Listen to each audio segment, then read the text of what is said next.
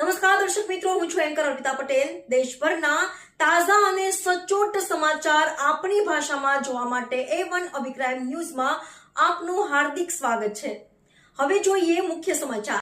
કચ્છના કોઠારા વિસ્તારમાં ખૂનની કોશિશ, લોકલ ક્રાઇમ બ્રાન્ચે કલાકોમાં 8 આરોપીઓને દબોચ્યા।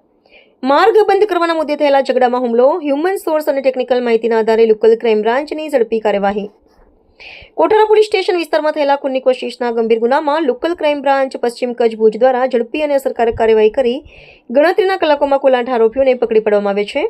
આ બનાવ અંગે ફરિયાદી અલ્તાફ મોહમ્મદ હુસેન ઇંગોરા રહે ખીરસરા તાલુકો અબડાસા દ્વારા કોઠારા પોલીસ સ્ટેશનમાં ફરિયાદ નોંધવામાં આવી હતી।